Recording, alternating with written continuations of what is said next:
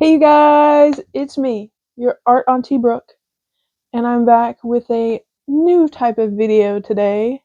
So I've been thinking about doing a series that I wanted to call Storyboard, where I will tell you a personal experience of mine or something that's happened to me recently while I draw something that's related to it. So, for example, the story today, I'm going to tell you guys my 3 paranormal experiences I've had, and I'm going to draw my favorite ghost podcast, ghostesses, from Two Girls, One Ghost, since they do a lot of listener stories. So I thought, I want to do another portrait. I'm gonna be real vulnerable with you guys real quick. I've already tried to film this video, and I tried to draw the first story, the thing that I saw in that story, and I tried to paint it with like the gouache paints. I think that's how you say it. I tried to paint it with that, and it looked really bad. I actually threw it away. I should have kept it. If I took a picture of it, I'll like put it here or here so you guys can see it. But it was not good, and I wasn't having a good day that day or something. I don't know. I just wasn't feeling it.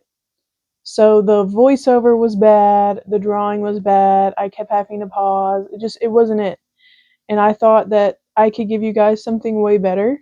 So I'm going to redo that story. I'm going to draw a portrait of my favorite ghostesses, Sabrina and Corinne. Hopefully I did them justice. But the way this is going to work is I'm just going to do a voiceover, and you're only going to see my lovely face for the intro and the outro. And the rest of it's going to be like a time lamp, a time lapse, a time lapse, a time lapse of me drawing those two beautiful women. Some of it will be sped up. I'll really just have to try and sync it up with how long it takes me to tell the story. So some of it will be sped up, but it'll hopefully the filming of that is good. Let me know so I can make adjustments, because I want to do other series like this, and I want to do more videos for this series as well. Storyboard.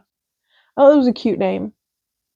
Because, I'm telling a story, I'm drawing. It's like a storyboard. But we're going to have a spooky one.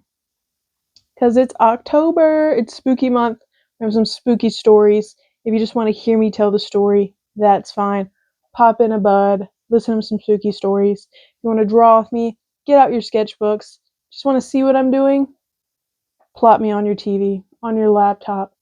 But I think that's enough of that. Let's jump in to the storyboard. Take it away, voiceover auntie. Yeah. Boo. It's me, your voiceover auntie. Okay, let's just jump right in to my 3 paranormal experiences that I've had. So, story number 1. Let me set the scene for you guys. So, for the first story, I think I was about 17 years old, and this all took place in my little teeny tiny hometown in North Carolina. And sorry to disappoint, but if any of you want to theorize that I lived near the Appalachian Mountains, I did not. I lived right slap dab in the middle of the state, bordering Virginia. So not close enough to that creepy shit. Honestly, you know what? I'm lucky. I don't think I would have wanted to experience that amount of paranormal experiences.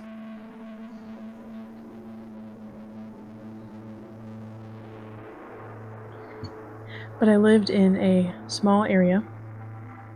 It was a rural area, so there's a lot of trees.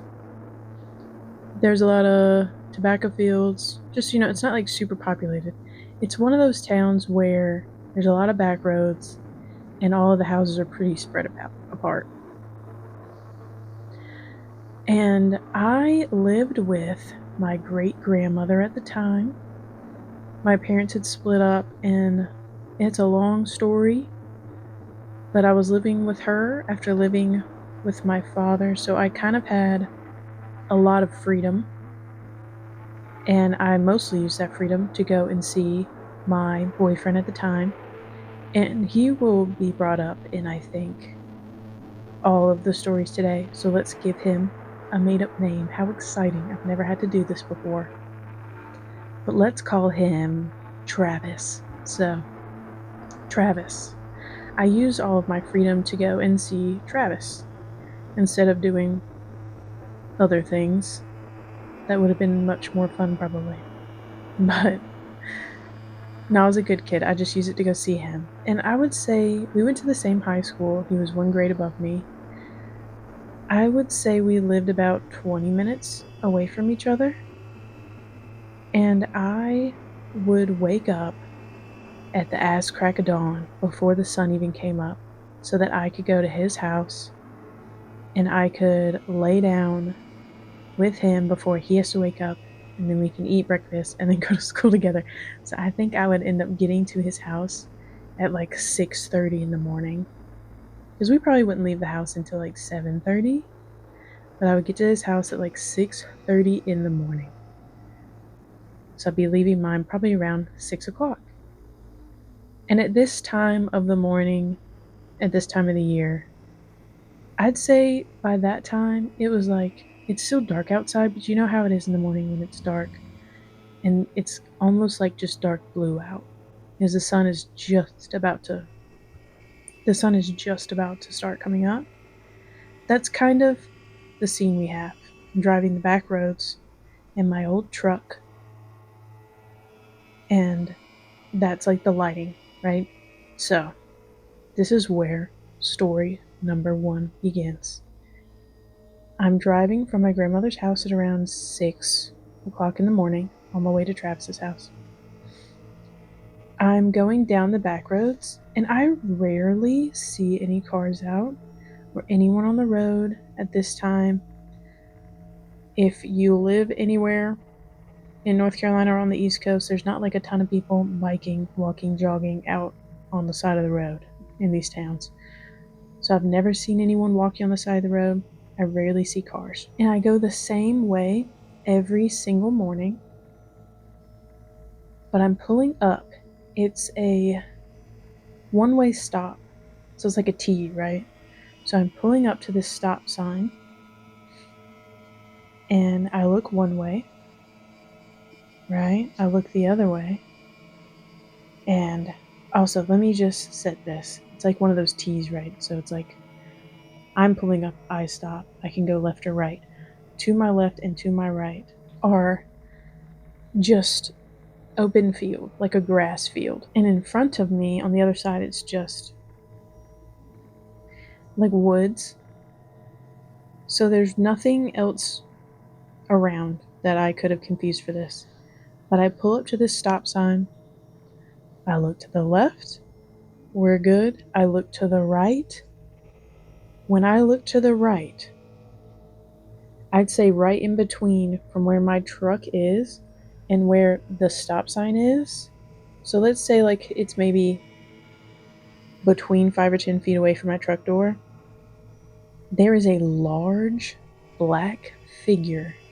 It seems like a male figure. It has broad shoulders. It looks to be almost 7 feet tall, standing there. And it is solid black. I can see the silhouette of it. Like I said, it's dark out, but there's like a little tiny bit of light from like the sun just trying to creep up. So it's a solid black silhouette. I look, I see that, I take off. I need to go to the left, so I take off to the left. I was really creeped out, and I stayed creeped out until I got to his house. At Travis's house, he lived with his grandfather and his father. His father would regularly sleep until noon. He was absolutely not awake. And his grandfather would always already be awake, and he would be in the kitchen eating breakfast and watching TV. And I would always go in and I would say hello to him before I went to Travis's room, which is right down the hallway. And I passed by, I have to walk through the living room, past the kitchen, past the bathroom. and then into his room. So I see his grandfather. The lights are on in that room. They're only on in that room, in the kitchen. And I even passed by the bathroom. No one's there. The door's wide open. No one's in the living room. His father. His door is closed. I walk into Travis's bedroom. I crawl into the bed, which is right, like it's facing the way that I was laying. I was facing the door, and I left the door cracked because I was still kind of freaked out. So I wanted that little light from the kitchen to kind of come in because I was being a baby and I was scared. But from where I was laying in the bed, I could peer through the crack and I can see into the hallway that was lit by the kitchen. I didn't wake up Travis. I didn't tell him anything about anything. I just laid there. I wasn't going to go back to sleep. I was just going to lay there and try and be comfortable and chill out.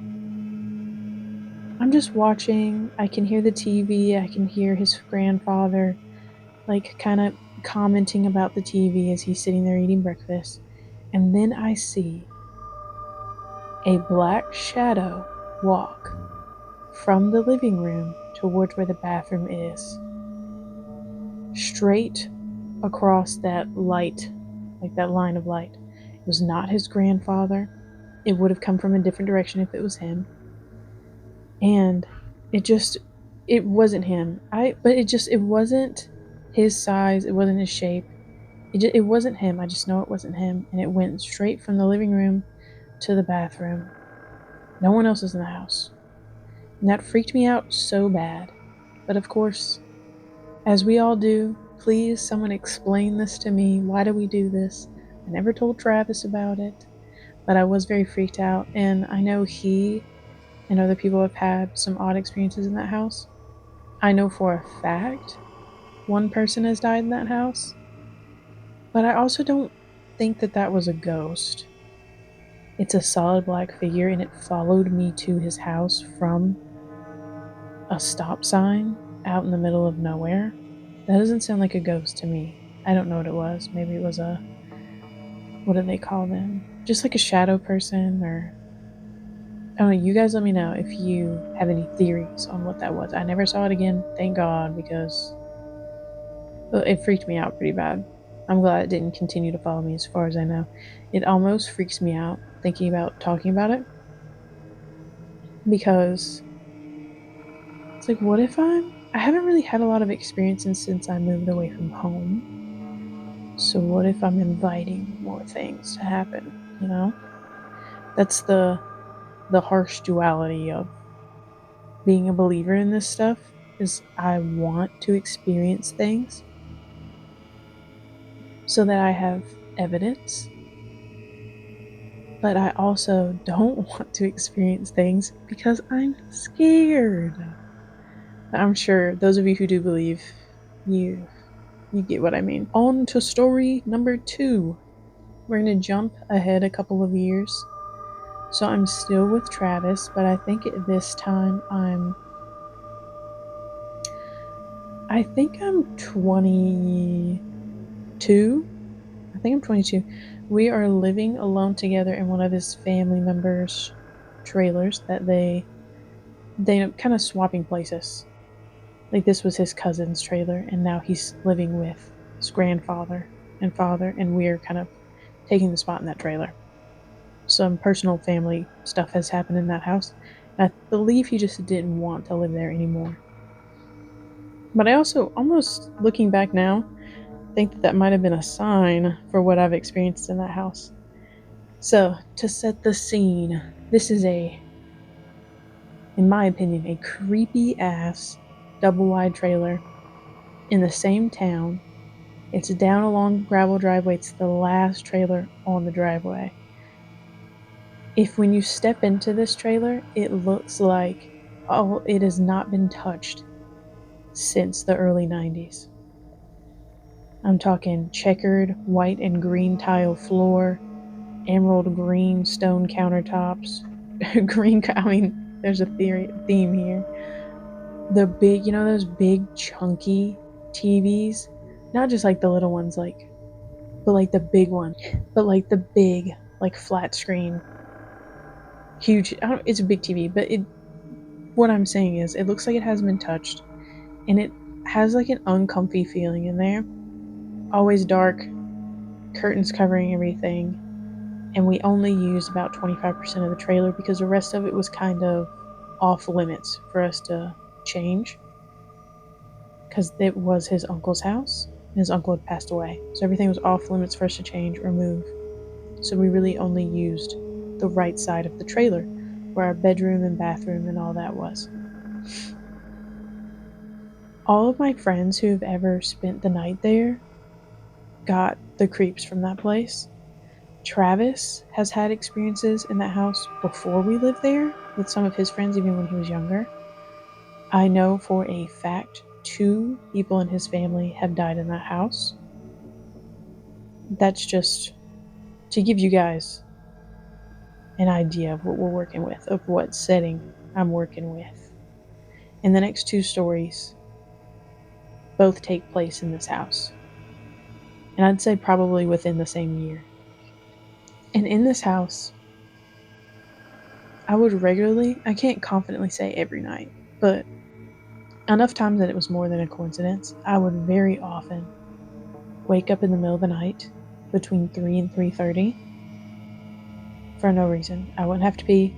I'm not thirsty.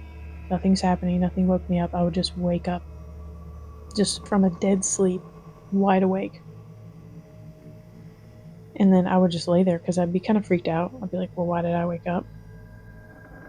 And I have some superstitious friends that have always told me if you wake up during the witching hour, you don't get up, you don't go pee, you don't do any of that because the devil wanting you to get up out of your bed.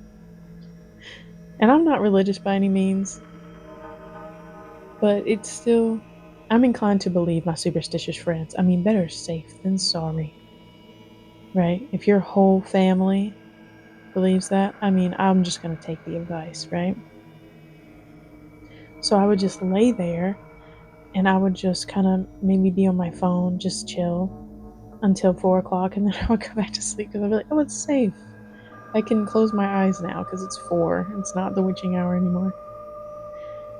But that's not like the story. That's just another little piece of evidence for this house, this haunting. The first experience that I vividly remember of this house, our bedroom was down a very long hallway that had that like stone tile floor. If I had to guess how long this hallway is, I would say it's over 12 feet long. I'm imagining laying down a 6 foot man. It's over 12 feet long, but probably not by much. It's probably 2.5, 6 foot men long.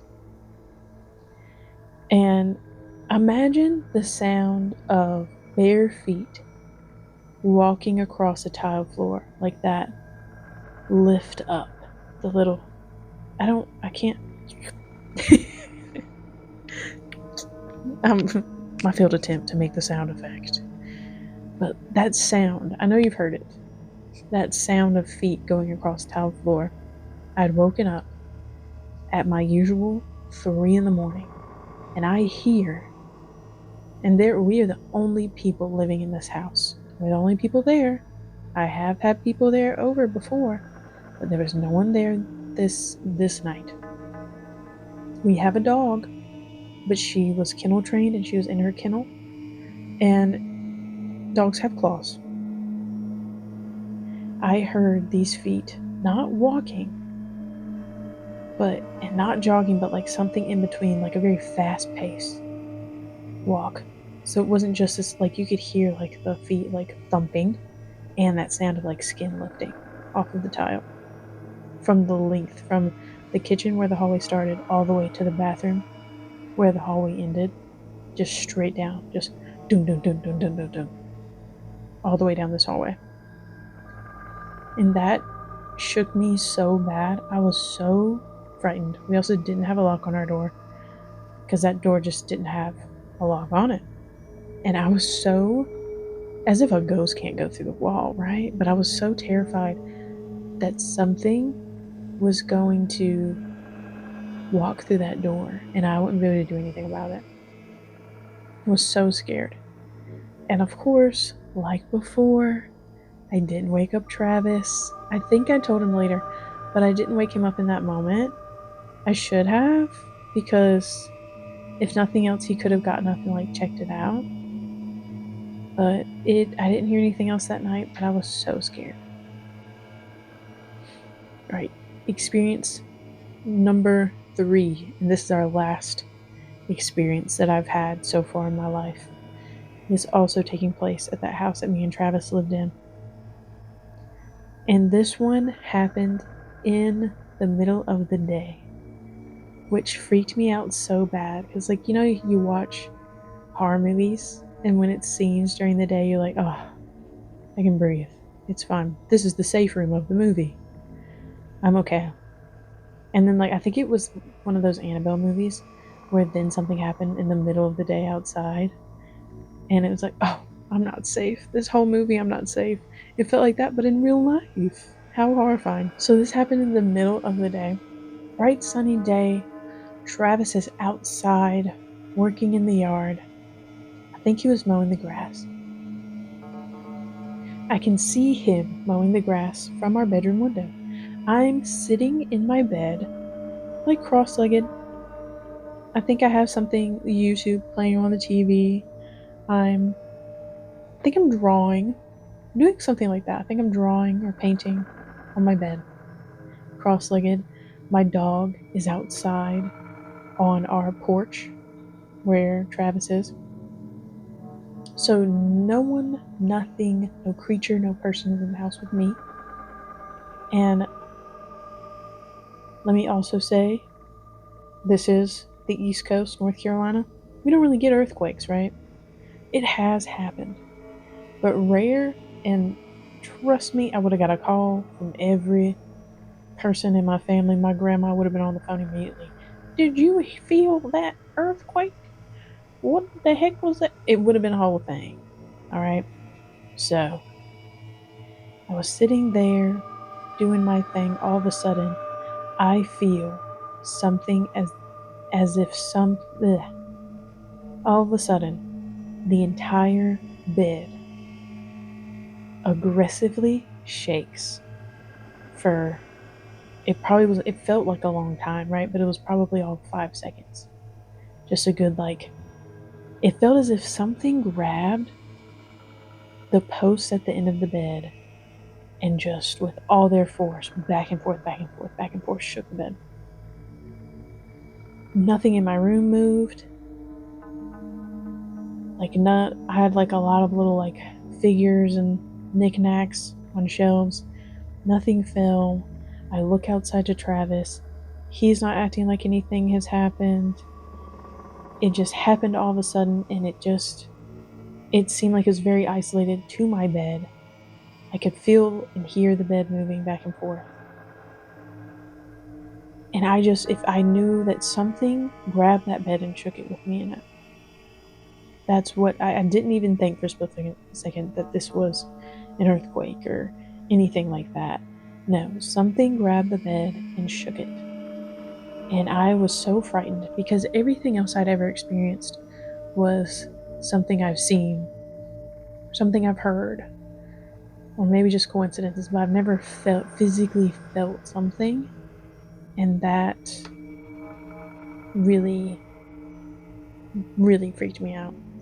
I called Travis because I was too freaked out to get off the bed because I was like so scared. Of course, you like get in your head, and I'm like, what if I get down and something's under the bed? What if something grabs my feet? So I called him and I asked him to come inside. Not, of all the people, I would have thought he'd be understanding because he's experienced paranormal stuff in this house. And he was like irritated with me. But don't worry, guys. Me and Travis have long since cut things off. Mutually done. And we have Art Unk. And I would tell him in a heartbeat anything. I would wake him up in the middle of the night if I heard someone walking down the hall, and his ass would jump up. W Art Unk. Okay? But no, we'll semi hate Travis. It's fine. No, I'm sure he's having a great life, and I'm fine with that. Again, mutual. But regardless, he was kind of irritated when he came in. Because I was interrupting what he was doing, sure, but I was freaked out. And once he came in, I was brave enough at that point because I had someone with me to get up, and then I just took my stuff outside and I sat on the porch with my dog because I was just freaked out to be in there. But that's the only things I have experienced in that house. Well, that was my last real experience I've had. Since I've lived in that place, I've only lived in apartments with friends or with Art Unc. Art Unc. I think that is so funny. But I've only lived in apartments. And not to say apartments can't be haunted, but I feel as if apartments are probably less likely to be haunted just because people do die in apartments, but I feel like apartments are much more temporary as opposed to like a home where a lot of people might spend the majority of their life. So I haven't really experienced anything since then, but I will definitely keep you guys updated if I do. Trust and believe. We'll have a little catch up video every time I have an experience. I'd say the only other thing, which sometimes I think might just be the fact that I'm crazy. I'm not really crazy, but I often feel like I see things moving out of the corners of my eyes a lot, especially at work, because I do work at a hospital and I work nights. So I feel like I see things out of the corner of my eye a lot. But I try not to look at it because that same friend who told me not to get out of bed at 3 also told me if you hear your name or if you see things out of the corner of your eye, you do not acknowledge it. Also, I'm sure maybe some of you have guessed she was Hispanic. And yeah, I'm believing that shit. But these are things that her mother and grandmother told her. It's like you don't respond to it. It's no one you know. It's something trying to trick you. So I try not to pay too much attention to that. And I also think it might just be me, right? But that's all I have. I hope you guys enjoyed these spooky stories for Halloween. I hope this mic has been okay and that the dudes outside with the leaf blowers in my apartment complex aren't noticeable in this mic. They shouldn't be. I have the little fuzzy thing on it, the little fuzzy bunny butt on the mic, so I don't think you guys can hear it.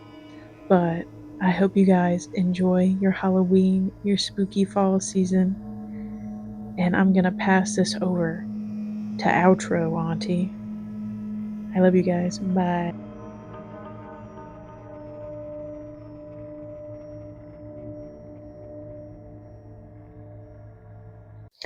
Thank you for that voiceover, Auntie. Well, I hope you guys enjoyed this type of video. I hope that you liked my drawing. Corinne and Sabrina, if you see this drawing, I doubt you'll watch this video to the end. If you did, I don't blame you. It's probably going to be a long one. But if you did, I love you both. You get me through my long, long shifts of work at night. I'm brave enough to listen to a scary podcast in a hospital at night, but they're amazing. If you guys need some more spooky stuff to listen to for the rest of October or the rest of the year, I listen to it year round. It doesn't have to be October for me to listen to scary stories. Please go find Two Girls, One Ghost. Listen to my ghostesses. I will obviously link them in the description of this video. I'll also tag them in any of my posts I make on any of my other social media so that you guys can find them and you can see their beautiful faces and hear their beautiful voices. Their voices sound much better than mine. But I really hope you guys enjoyed this video. I hope to make new ones. I hope to have a new series coming out soon, drawing conclusions. And I think I want to make it on Silent Hill F. So I've been playing that a lot lately. So I think I want to make it on that. But let me know if you guys are interested. And Thank you for sticking around for this. And if you have any scary stories, share them with me. Or better yet, go right in to TGOG and then I can hear your scary stories there. And maybe let them know that I sent you.